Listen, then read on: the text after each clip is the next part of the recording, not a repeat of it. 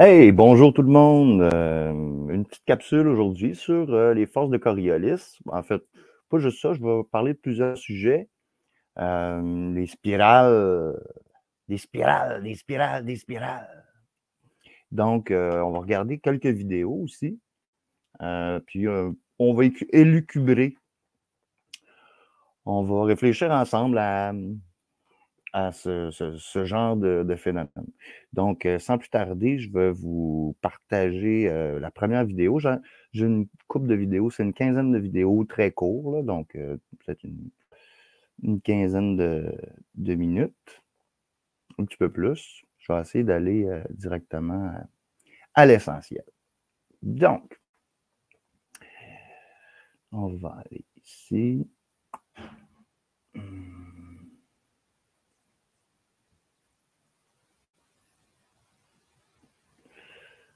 OK, on va aller là. Je vais faire ça. On va laisser comme ça. Bon.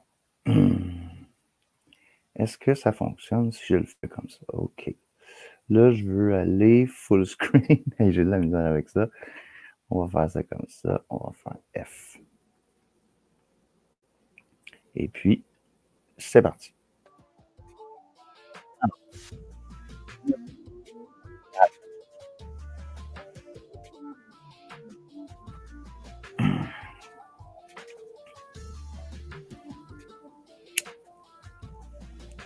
Là, ça dit que les fourmis, ils se mettent à tourner en rond comme ça, puis ils finissent par mourir d'épuisement.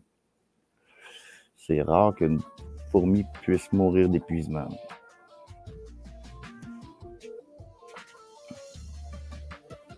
Là, ça dit que les fourmis sont aveugles puis utilisent seulement les phéromones. Et puis, leur théorie, c'est que c'est les phéromones qui fait qu'il y a une fourmi alpha, genre, avec des phéromones plus puissantes, qui fait un cercle, et puis à un moment donné, toutes les fourmis, ils sont prises par ces phéromones-là. Ça, c'est une de leurs théories. Donc, il y a l'autre théorie aussi qui dirait que, mettons, bon, une fourmi, ça a 6 pattes. Donc, peut-être que les fourmis, ils ont toutes une patte. Ils ont toutes 3 pattes plus courtes que les 3 autres. C'est pour ça qu'ils tournent en rond. Mais moi, je pense qu'il y a autre chose. Je pense qu'il y a autre chose parce que quand on regarde au centre, là, je ne sais pas si on va le voir encore. Quand on regarde au centre, tu vois, les fourmis ne bougent pas. Ils sont là, ils sont tranquilles. Puis il n'y a pas beaucoup de fourmis au centre. Donc là, il y a encore eux autres qui mettent des théories là, en masse. Là. Bon.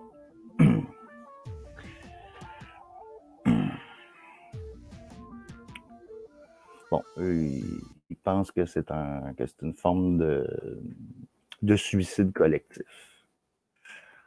On va en regarder un autre. Donc, ça ici, c'est des espèces de chenilles ou de vers, je ne sais pas quelle variété d'animaux. Mais eux, ils font pas un cercle parfait. Ils suivent un pattern, mais ça ne fait pas un cercle parfait. Mais on voit aussi qu'ils tournent aussi dans le sens, peut-être que ma caméra est à l'envers, mais ça tourne dans le sens des aiguilles d'une montre. Puis, il n'y a personne au centre, encore une fois. Donc, ça, je trouve ça assez étrange. Il y a peut-être un effet biologique de hive mind, là, de conscience collective qui fait qu'ils font ça. Je ne sais pas. On va en regarder un autre. Là, c'était les insectes. Donc là, on va regarder un autre, c'est les canards.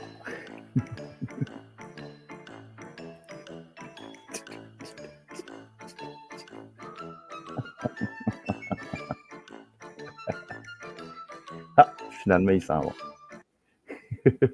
Donc, c'est assez rigolo avec la petite musique de voir tous les canards qui se mettent à tourner en rond. phénomène étrange. Est-ce que c'est les phéromones, les canards? Je ne sais pas. Est-ce qu'ils fonctionnent par phéromones ou est-ce que tout simplement ils ont arbitrairement choisi cette voiture-là pour tourner autour? Donc, on va en regarder un autre. Tiens.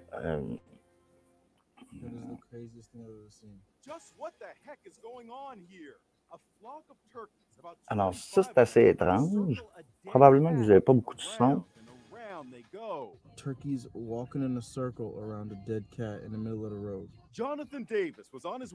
OK. Donc, on a vu en gros que c'est des dindons qui font un cercle, aussi encore dans le sens des aiguilles d'une montre, autour d'un chat qui est décédé, le cadavre d'un chat qui est en plein milieu du parc. Donc, encore chose étrange, toujours dans le sens des aiguilles d'une montre. On va passer à un prochain vidéo, parce que je ne veux pas que ça soit trop long. Là. Tiens. Ça, c'est des rennes. C'est des rennes russes. Hein? Père Noël, Père Noël. Bon, on voit que, tu sais, on voit au début que tourne vraiment en rond.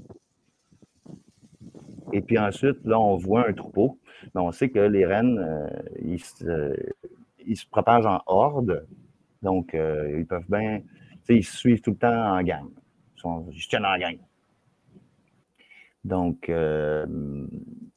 puis encore une fois, on les voit. Attends, ils sont dans quel sens déjà? Ils sont dans le sens des aiguilles d'une montre quand on les regarde. On va aller au prochain. OK, le prochain. Alors ça, c'est les chevaux. Les chevaux qui galopent en cercle. Alors, c'est des centaines de chevaux, mais eux autres, ils tournent dans le sens inverse des aiguilles d'une montre. Ça dit que c'est en Chine, durant le festival Nadan, ou c'est ça, dans le nord de la Chine. Donc, on a quand même des questions à se poser par rapport à ça.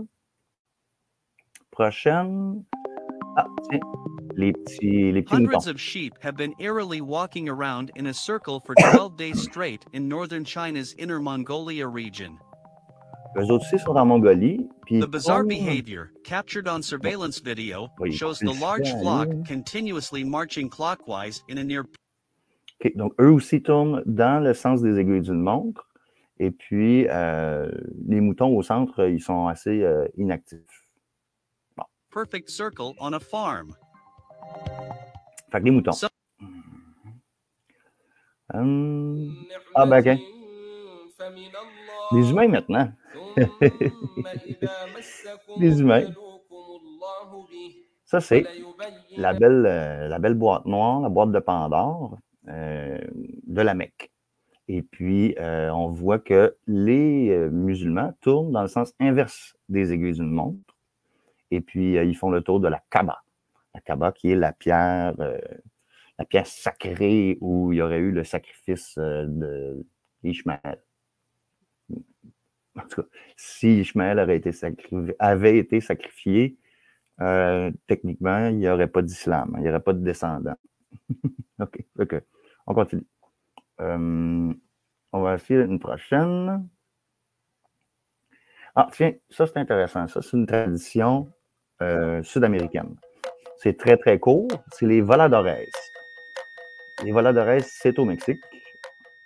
Et puis, ce qu'ils font, c'est qu'ils s'accrochent après un mât et puis ils se laissent dérouler la tête en bas. Et puis, ils tournent aussi dans le sens des aiguilles d'une montre. Non, attends, c'est pas vrai. Ben, vu de haut, oui. Vu de haut, il tourne dans le sens des aiguilles d'une montre, mais vu d'en bas, il tourne dans le sens inverse des aiguilles d'une montre. Donc, il s'attache comme ça, là, après le truc qui va aller au bout du mât. Les voladores. Donc, c'est une tradition humaine qui consiste à tourner en rond. Comme nous, ici au Québec, on a fait pendant 3 ans. Faire des manifestations pour tourner en rond. On va écouter le prochain. Tiens, les derviches tourneurs.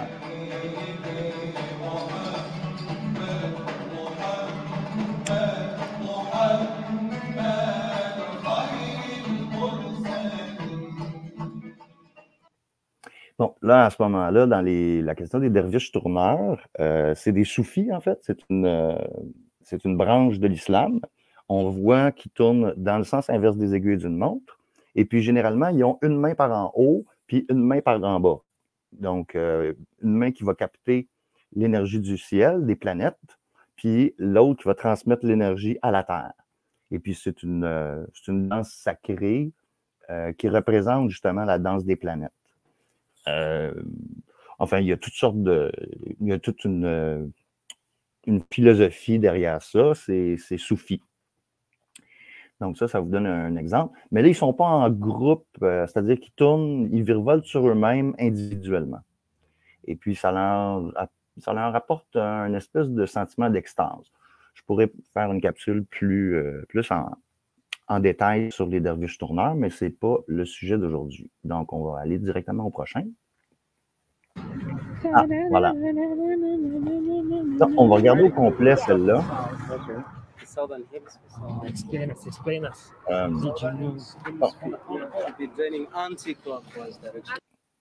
OK. Alors là, je fais juste une pause rapidement. On est en Ouganda. On est exactement à l'équateur. Et puis là, il va faire 3 démonstrations. La première, je vous laisse la regarder. Yes, sir. Nice to meet you, Kalonji. So right now we are doing what we call geographical water experiment. Là, il est dans l'hémisphère sud. The Coriolis effect. After pouring, you have to stabilize it, make the water come down. Okay. After come down the water, we drop this flour on top to see whether it's going anti-clockwise. Yeah. So the farther you move to the equator, the faster it goes. Donc, c'est dans le sens inverse des aiguilles d'une montre, dans l'hémisphère sud. Let's go and see.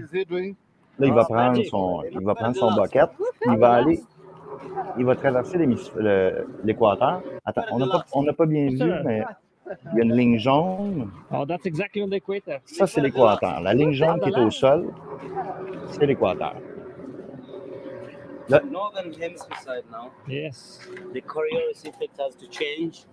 It goes into clockwise. L'hémisphère What nord, changes? It's called Coriolis effect, which l'effet is de making Coriolis. clockwise and anti-clockwise movement. And then they say your body weight on the latitude Là, is il less mène than 3%. une barre. You're lighter. You're lighter Il on met the une barre lower pour hemisphere. arrêter le mouvement de l'eau. Et From which country? Bulgaria, Bulgaria. Southeast Europe. Wow. Have you heard alors, of on a vu que ça Bulgaria? tourne dans le sens des aiguilles d'une montre, We are very curious. So it's turning dans clockwise l'hémisphère now. nord. South anti-clockwise. 0. Et puis, la motion est vers le bas. You missed last month. Faut You pas know, oublier we ça. have March 21st, Yeah? September 23rd. Those 2 days call them equinox. That's equal day, equal night. That's when the sun rises and sets. On the equator. Midday, you have no shadow when the sun is 0. Bon, la dernière expérience, il revient à l'équateur directement.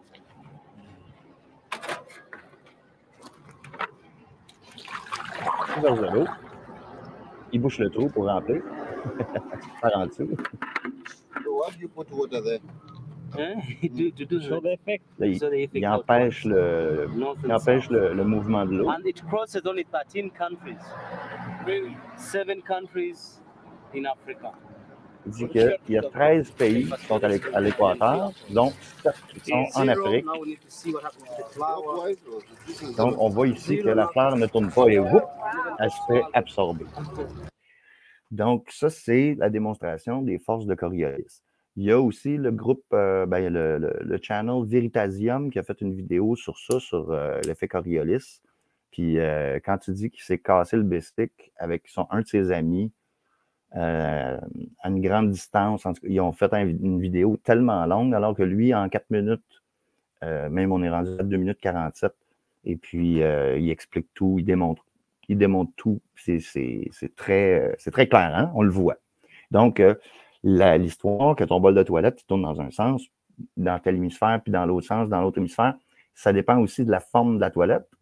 Mais si ta toilette était un bol parfaitement symétrique, ben effectivement, ça va toujours tourner dans le même sens. OK, on va passer au prochain. Sauf qu'on va faire pause. Bon, j'en ai parlé souvent de ça. Avant de tomber sur le prochain, je vais vous parler des arbres. Ceux qui vivent à Montréal, ils ont le parc La Fontaine, puis il y a des très, très gros arbres. Puis il y a des arbres qu'on voit, l'écorce qui tourne. L'écorce, à cause du mouvement du soleil, puis des moments de croissance. C'est-à-dire que au printemps, la sève de l'arbre se réactive, et puis durant l'été, il est en croissance.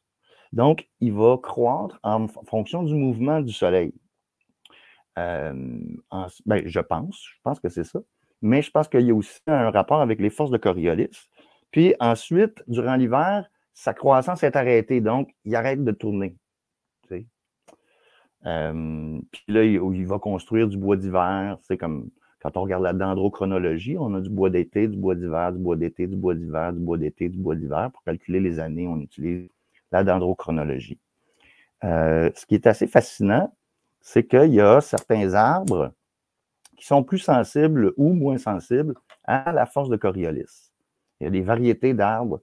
Là, j'aurais une photo à vous présenter, mais je ne l'ai pas sous la main. Je l'ai déjà partagée, par exemple. C'est une photo où on voit les arbres et puis on voit une grande spirale comme ça. Puis plus la spirale s'allonge, puis plus elle devient serrée sur elle-même. Et puis, plus ça correspond à différents types d'arbres. Des arbres qui sont plus touffus, des arbres qui sont plus allongés.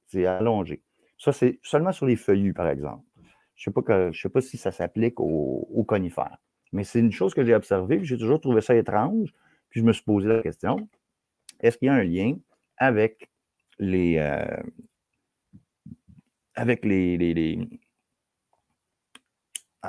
force de Coriolis? Est-ce que les arbres sont affectés par les forces de Coriolis? Donc, puis là, il faut s'imaginer aussi que l'arbre, il va tourner dans le sens inverse parce que c'est une énergie ascendante. Contrairement à l'eau qui coule, qui est une énergie descendante. Je ne sais pas si vous voyez un peu ce que je veux dire. Puis je vous invite aussi à aller voir les travaux de Walter Russell. Il y a des documentaires sur sa vie. Il y a des PDF que vous pouvez trouver sur les travaux de Walter Russell, qui avait une vision assez singulière de l'univers et puis qui tourne un peu autour de ces idées-là. Donc, maintenant, on va regarder une vidéo sur le mouvement angulaire, le angular momentum.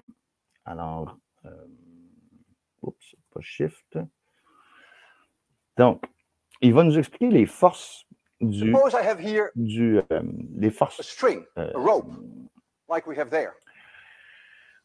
C'est pas les forces de Coriolis, mais je pense qu'il y a un lien.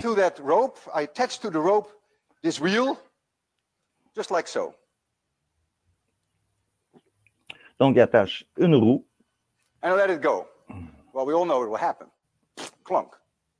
Il dit, on sait très bien qu'est-ce qui va arriver. Si je la lâche. Là, je vais faire tourner la roue.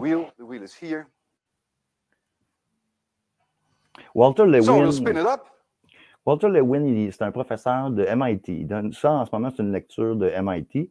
Tous les cours de physique sont tous disponibles sur YouTube. Vous avez juste à écrire Walter Lewin, c'est écrit à l'écran. Et puis, puis il donne aussi toutes les formules sur le torque, sur la vélocité, sur les forces centrifuges et centripètes. Donc, centrifuges et centripètes, moi, je pense que les forces de Coriolis sont aussi applicables là-dedans. Je pense. C'est des spéculations. On continue. Alors, il va faire tourner avec sa meule électrique, avec un foot switch. Il est bien organisé, le gars. Ces démonstrations sont excellentes.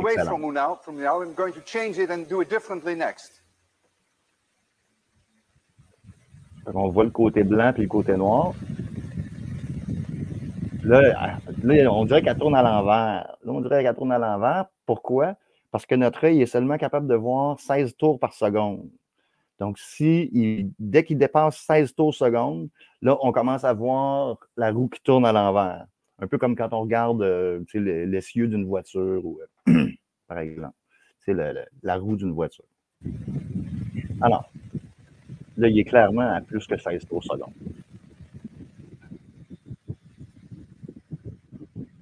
Il ne faut pas qu'il se peigne les doigts dedans. There it goes. Oh! Alors, About 10 seconds. fait que vu de haut, comment est-ce qu'on le Isn't that voit? amazing? C'est qu'il tourne dans le And it sens des rotates aiguilles seen de from below clockwise. clockwise, c'est ça. Now it's going this way, and I'm going to redo the experiment, changing the direction of rotation, and then it will go the other way. Ça, non, c'est ça.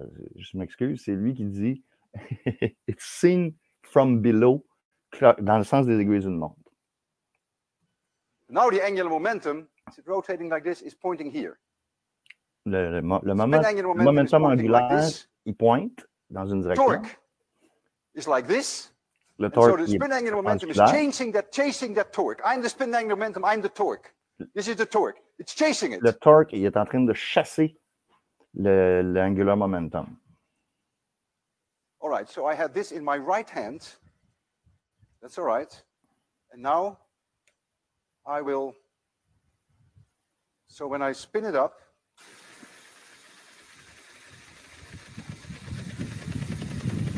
Hop, ça commence à tourner à l'envers, il est rendu à plus que 16 tours secondes. C'est trippant, la physique. C'est capable de minérale.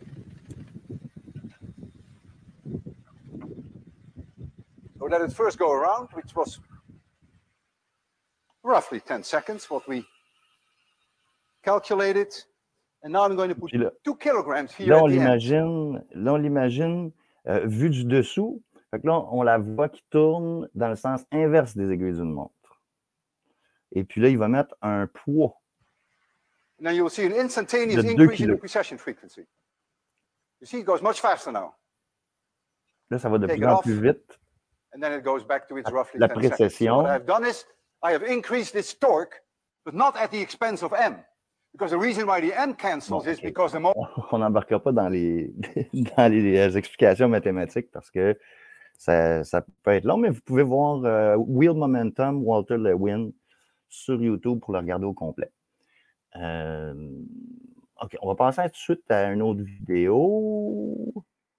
Ah, OK. Celle-là, c'est une que je trouve assez étrange parce que... Yes, I'll just get this gyroscope here. And it's just a toy gyroscope, really. But of un course, in gyroscope. zero gravity, if you knock it, it's going to tumble, it's going to move around like any object up here does. However, if I get this spinning, just give me a second. Donc, il explique que s'il laisse aller dans l'espace, il va tourner dans n'importe quelle direction. Et puis, là, il va le faire tourner. Il va faire partir le gyroscope. Vous allez voir, c'est assez spécial. Puis, tiens, pendant qu'on le regarde, je vais me rouler une petite cigarette.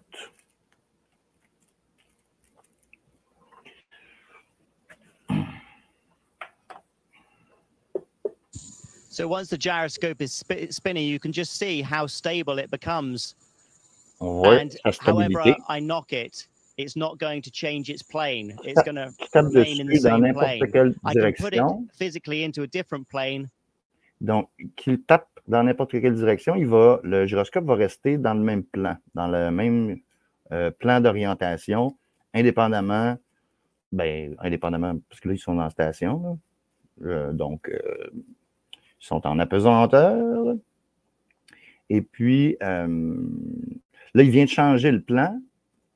And tap it again, but it will still hold that same plane, and it's much more stable. So it just gives you an idea of how we use spin stabilization and gyro stabilization for control on board the International Space Station. Bon, les gyroscopes, on utilise ça depuis longtemps. On en a dans les Segway, dans les toutes sortes de technologies. C'est la gyrostabilisation. C'est utilisé dans l'espace. C'est utilisé de plein de façons. Donc, la question que je me pose, c'est que nous, notre planète qui tourne, elle a ce qu'on appelle un phénomène qui est la précession des équinoxes. Et puis, quand j'ai regardé ça, je me suis dit, ouais, mais là, on reste tout le temps dans le même plan, la Terre, parce qu'un gyroscope, quand tu le fais tourner sur Terre, il va rester très, très droit. Et puis, au fur et à mesure qu'il va ralentir, là, il va commencer à faire comme une toupie, mais il va garder son point d'appui. Si tu le mets sur un point d'appui qui est fixe, il va toujours garder le même point d'appui.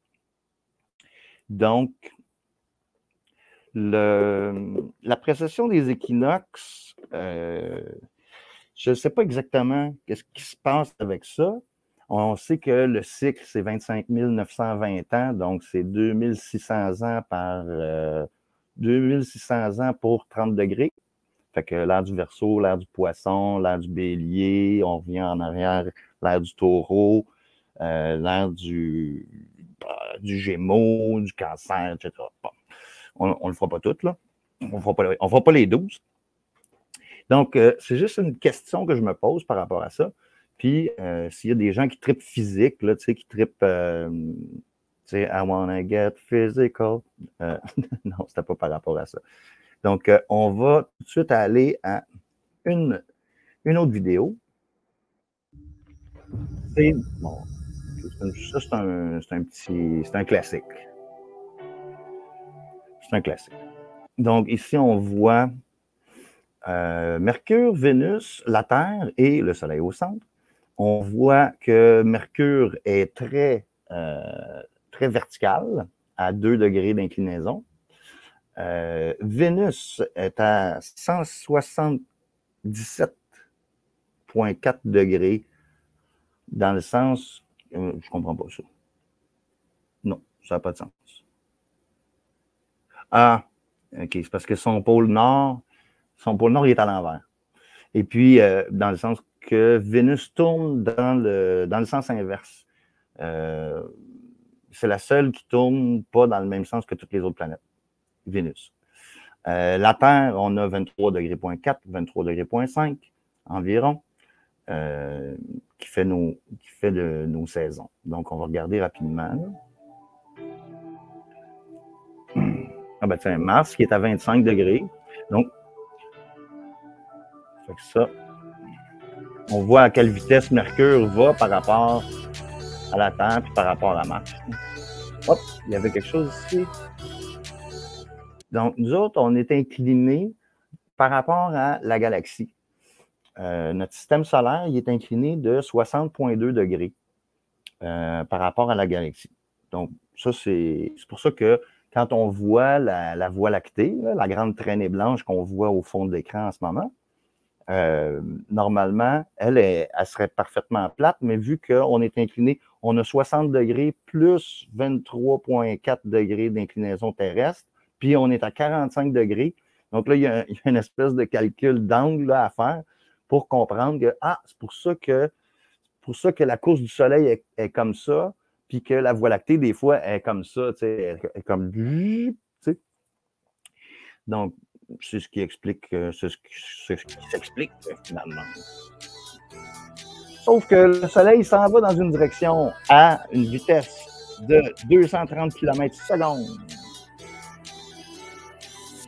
Là, bon, là, il ajoute les transits neptuniennes.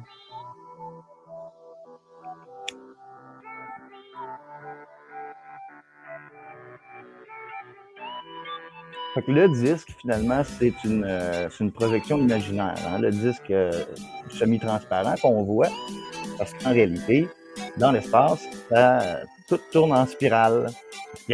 Spirale! OK, on va l'arrêter là, parce que le reste, c'est pas très, très probable.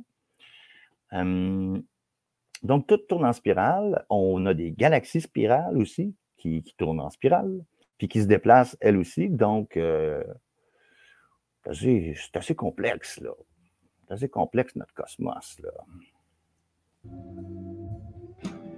Ça, je me rappelle plus. Oups, pourquoi j'ai mis ça? Hey, Vsauce! Michael here. Do you have a best friend who is there for you? Bon, je pense que c'est pas... Je pense que ça ne faisait pas partie de ma playlist, ça.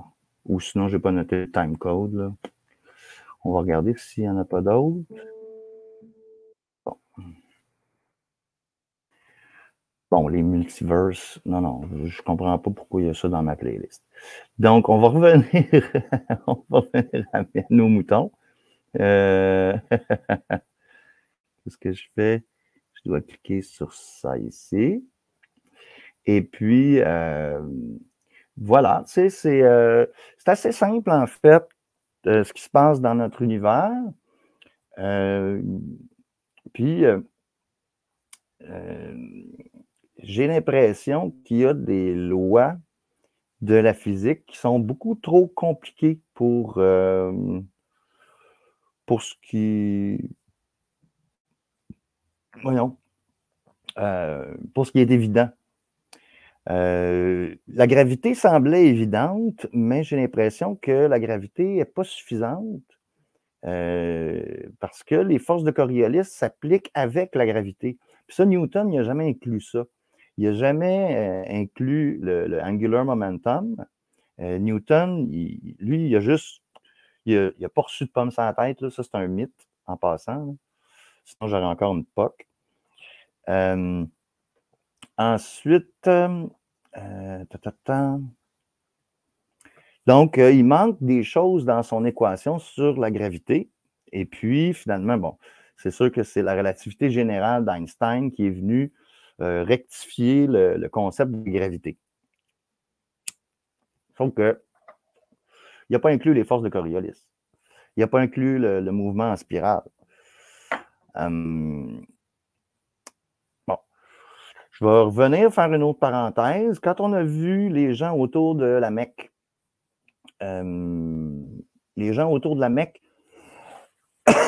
qui tournent autour de la Kaaba,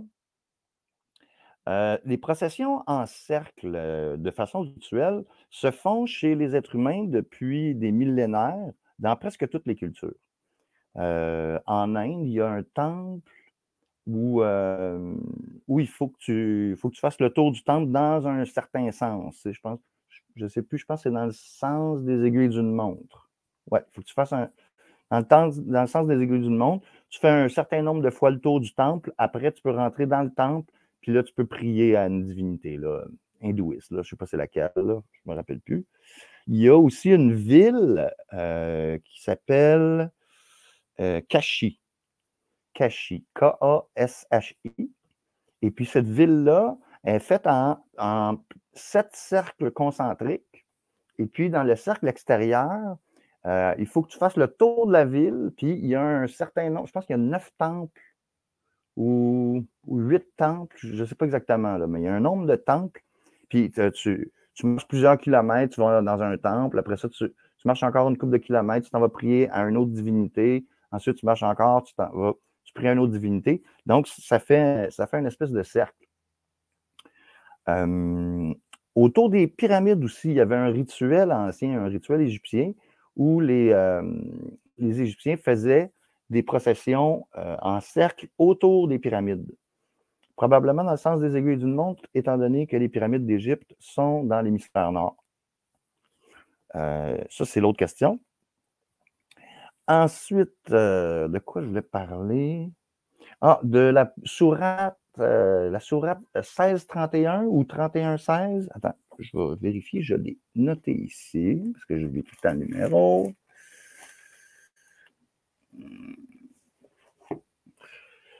C'est ça quand on prend des notes puis qu'on a un paquet de cahiers qui sont tout écrits tout croche. Donc, sourate 13, verset 31, ça dit « Et nous avons placé des montagnes fermes dans la terre afin qu'elles ne s'ébranlent pas. Et nous y avons placé des défilés servant de chemin afin qu'ils se guident. » Qu'ils au pluriel se guident. Et puis là, il y a le mot Akur. Okay? Dans l'épique de Ninurta, le mot Akur, A-K-U-R, ça veut dire montagne, ça veut dire planète, puis ça veut aussi dire pyramide. Pyramide, en grec, ça veut dire fire in the middle, Pira, le feu, puis Mid à l'intérieur. Donc, le feu à l'intérieur. Finalement, une pyramide, c'est comme un volcan. Un volcan, ça peut être considéré comme une pyramide. Donc là, on va embarquer dans une affaire un trip de débile de terraformation. Donc, quand on regarde les pyramides, on sait qu'il y en a au Soudan, plus qu'une centaine, en Égypte, plus qu'une centaine, en Chine, je pense qu'il y en a 49. Il y en a dans les îles Maurice, c'est des petites pyramides. Il y en a une à Rome, il y en a en France, il y en a en Amérique centrale en masse, il y en a en Amérique du Sud, il y a des mounds en Amérique du Nord, puis il y a des sites mégalithiques aussi, comme Stonehenge, comme en Angleterre. Et puis, j'avais fait une liste, là, j'ai un document. Si jamais quelqu'un veut l'utiliser, ce document-là, ça va me faire plaisir de vous l'envoyer. C'est un document qui répertorie toutes les longitudes et latitudes de ces sites-là. D'ailleurs, autour du volcan Etna, c'est un volcan actif, l'Etna, en Italie. Et puis, ils ont trouvé 21 pyramides que les gens de la population locale ont toujours pensé que c'était des amoncellements de pierres, tu sais. Mais en réalité, c'est une égyptologue, Antoine Gigal. Antoine Gigal, qui est allé investiguer ces pyramides-là. Puis il y a des sites mégalithiques. En tout cas, dans mon document, il y en a plein de sites mégalithiques. Puis ces sites-là, ils sont souvent situés sur des failles. Là où il y a des failles, où il y a des zones sismiques. Et puis, comme on sait, les pyramides ne réagissent pas au séisme, au tremblement de terre. Ben, pratiquement pas. Et puis, la sourate du Coran dit « Nous avons placé des montagnes sur la terre afin qu'elles ne s'ébranlent pas. » Qu'est-ce que ça veut dire que la terre ne s'ébranle pas? Ça veut dire que ces pyramides-là, c'est probablement une technologie de terraformation. Pourquoi? OK. Là, il aurait fallu vraiment que j'aille l'image. Je vais vous demander de faire la recherche vous-même, de trouver la carte de Becker-Higgins. B-E-C-K-E-R. Higgins, c'est H-A-G-E-N-S. C'est une carte des points géométriques. Ça ressemble. Buckminster Fuller a aussi travaillé là-dessus. Puis c'est une carte de la planète au complet, qui est composée seulement de triangles. Et puis c'est une forme géométrique. C'est comme si c'était le solide de Platon qui est l'équivalent de la Terre, de la planète Terre, avec des points névralgiques. Sur mon globe terrestre, moi, je mets des picots. Là. J'en ai enlevé. Je peux vous montrer rapidement. Attendez une seconde. Tu sais, je ne sais pas si vous allez voir, mais je mets des petites punaises comme ça, là. Comme ça. Ici, on voit, c'est ça. Les pyramides sont pas loin de là. Ah, ça, c'est un continent englouti. Ça, c'est l'œil du Sahara. Non, ça, c'est l'œil du Sahara. En tout cas, il y a toutes sortes de points. Puis il y en a qui sont alignés, puis d'autres qui ne le sont pas. Puis il y en a aussi que j'ai noté en Amérique du Nord. Là, la lumière puis le contraste n'est pas très bon, mais c'est juste pour vous donner une petite idée. Comment on fait pour stabiliser un plasma avec des montagnes qui ont une charge électromagnétique. Et puis, en plaçant des montagnes artificielles, finalement, des pyramides, à certains endroits névralgiques pour que la tension électrique entre le ciel, la terre, puis le manteau, l'intérieur terrestre, le noyau terrestre. Là, je fabule, là. Je fabule en masse. Donc, je vous invite à faire une petite recherche là-dessus. Peut-être que vous avez déjà entendu parler de ça. La map de Becker-Higgins. Puis, il y a deux autres Russes aussi qui ont travaillé sur ce projet-là, qui ont collaboré avec Becker et Higgins. Vous pouvez taper ça, là, Baker-Higgins Map. Puis cherchez dans Images, vous allez tout de suite trouver, là, ça se trouve facilement. Donc, puis l'autre chose, c'est que les pyramides ont été vandalisées. Ils ont été vandalisés par le califat arabe.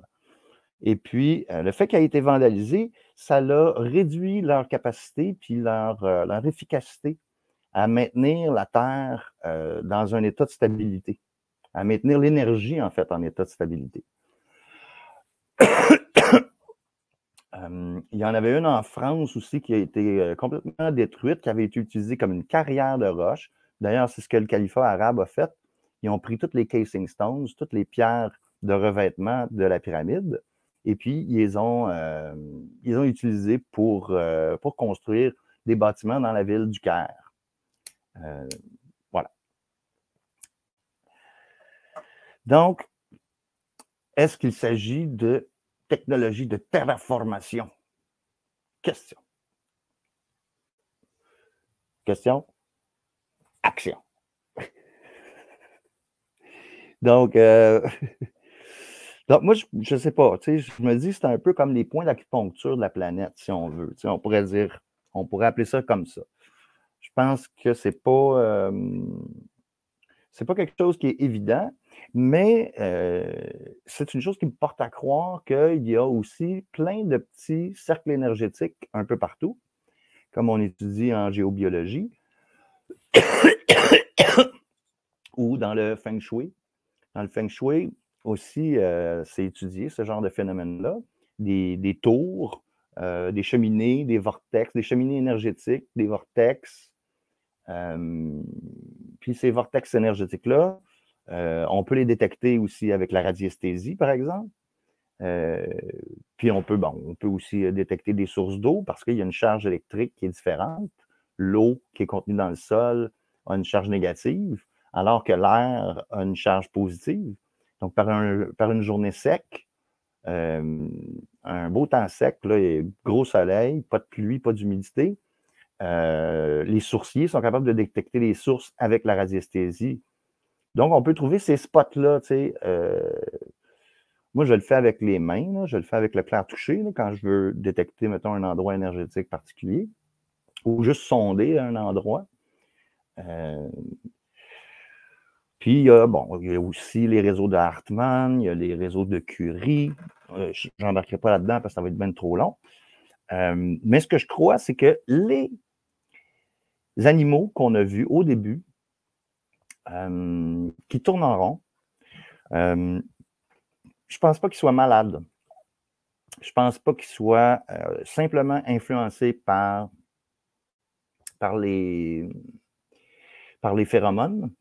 Je ne pense pas qu'ils ont une patte plus courte que l'autre ou quelque chose comme ça. Je ne pense pas que en tout cas, ces explications-là ne me satisfont pas. Donc, je crois que ces animaux-là sont sensibles aux forces magnétiques, les forces de Coriolis, et puis ils nous indiquent des points énergétiques. Quand ils tournent en rond autour d'un endroit en particulier, c'est parce qu'ils nous indiquent des points énergétiques où il devrait y avoir une stimulation. Puis, dépendamment s'ils tournent dans le sens des aiguilles d'une montre dans l'hémisphère nord ou dans le sens inverse des aiguilles d'une montre dans l'hémisphère nord, et puis l'inverse dans l'hémisphère sud, ça veut dire que soit qu'il faut qu'on creuse un trou à cet endroit-là ou qu'on érige quelque chose qui monte vers le ciel à cet endroit-là.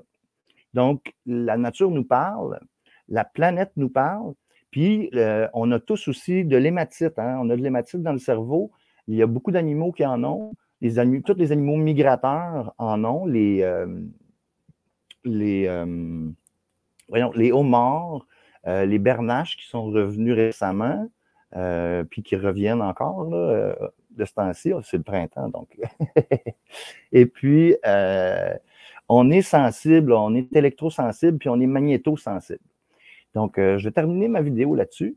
Puis, j'espère que vous avez apprécié. Je vous souhaite des bonnes recherches, puis de vous intéresser à des choses, là. D'être curieux. Continuez d'être curieux, puis soyez courageux aussi. La vérité est à quelque part.